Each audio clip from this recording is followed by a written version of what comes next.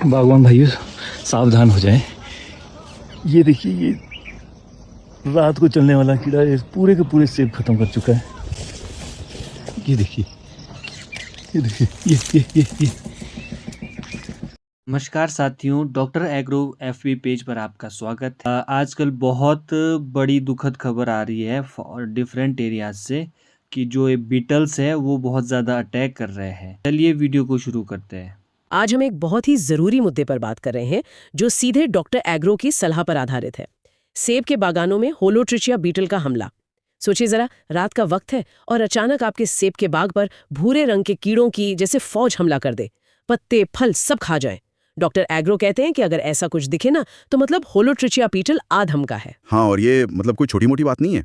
ये कीड़े रात को ही निकलते हैं और दिन होते ही सीधे मिट्टी में गायब। अच्छा, दिन में दिखते नहीं है? नहीं, और अगर इनको टाइम पे नहीं रोका गया ना तो ये पूरे के पूरे बाग को तबाह कर सकते हैं, पूरी फसल खत्म। और इनका ये जो रात में निकलना और दिन में छिप जाना, इससे निपटना थोड़ा मुश्किल हो जाता है। तो फिर डॉक्टर एग्रो क्या कहते हैं, कैसे निपटें इस मुश्किल से? उनके पास कुछ ठोस उपाय तो होंगे। बिल्कुल बिल्कुल है। डॉक्टर एग्रो का सबसे पहला और शायद सबसे जरूरी सुझाव है रात में छिड़काव। रात में? हाँ, रात को 8 से 10 बजे के बीच। वो कहते हैं लैम्डा सी हेलोथ्रिन 5% ईसी या फिर स्पिनोसाड, इसका स्प्रे करें। ईसी मतलब इमल्सिफाइबल कॉन्सेंट्रेट। हाँ। एक तरह का गाढ़ा घोल जो पानी में मिल जाता है आसानी से। और ये 8 से 10 बजे का टाइम इसलिए क्योंकि क्या है कि ये बीटल इसी समय सबसे ज्यादा एक्टिव होते हैं, तो दवा सीधा उन पर लगती है। अच्छा। तो ये इनका प्राइम टाइम है, 8 से 10 रात का। हाँ। ठीक है, ये तो हुई स्प्रे की बात। और कुछ? हाँ, इसके अलावा डॉक्टर एग्रो लाइट ट्रैप लगाने की भी सलाह देते हैं। Light trap? जी, रोशनी से ये कीड़े आकर्षित होते हैं तो ट्रैप में फंस जाते हैं, उनको पकड़ने में मदद मिलती है। ठीक है, तो रात में स्प्रे और लाइट ट्रैप, ये तो हो गए वो उड़ने वाले बड़े कीड़ों के लिए। जी, उनका कहना है कि मिट्टी के अंदर जो इनके लार्वा छिपे हैं ना, उनको खत्म करना भी उतना ही जरूरी है। लार्वा मतलब इनके बच्चे? हाँ वही, अगर वो रह गए तो अगली पीढ़ी फिर तैयार हो जाएगी, तो प्रॉब्लम खत्म नहीं होगी। इसके लिए वो 2 चीजें बताते हैं, या तो मेटारेजियम एनिसोप्ली इस्तेमाल करें या फिर क्लोरोपाइरिफोस 20% ईसी डालें मिट्टी में। मेटारेजियम एनिसोप्ली, ये नाम पहली बार सुन रही हूँ। ये क्या है, कोई तेज केमिकल? नहीं, ये तो इंटरेस्टिंग बात है। मेटारेजियम एनिसोप्ली असल में एक फंगस है, एक जैविक फफूंद। फंगस? हाँ, ये कुदरती तौर पर इन लार्वा को पकड़कर बीमार करके मार देती है, तो ये एक तरह का बायो कंट्रोल हुआ। क्लोरोपाइरिफोस जो है वो केमिकल ऑप्शन है, तो डॉक्टर एग्रो दोनों रास्ते बता रहे हैं। अच्छा, मतलब सिर्फ केमिकल ही नहीं, जैविक तरीका भी है। बिल्कुल, डॉक्टर एग्रो का नजरिया साफ है।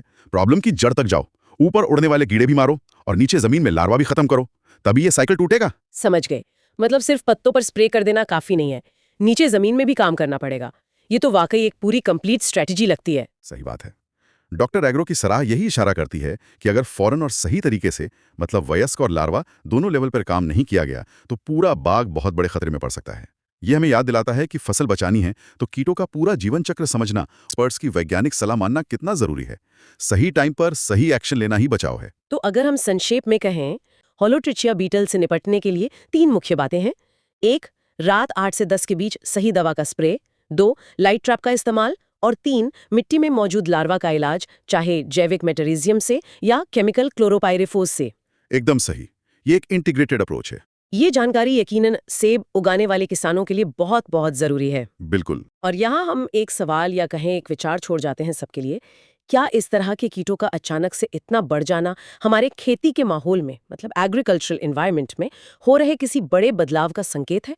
और क्या ये हमें भविष्य के लिए, जिसे कहते हैं इंटीग्रेटेड पेस्ट मैनेजमेंट यानी आईपीएम, उस पर और ज्यादा ध्यान देने की जरूरत की तरफ इशारा कर रहा है? मतलब सिर्फ केमिकल नहीं, बल्कि हर तरह के तरीके, जैविक भौतिक सब मिलाकर कीटों से निपटने की एक होलिस्टिक रणनीति, इस पर सोचने की जरूरत है।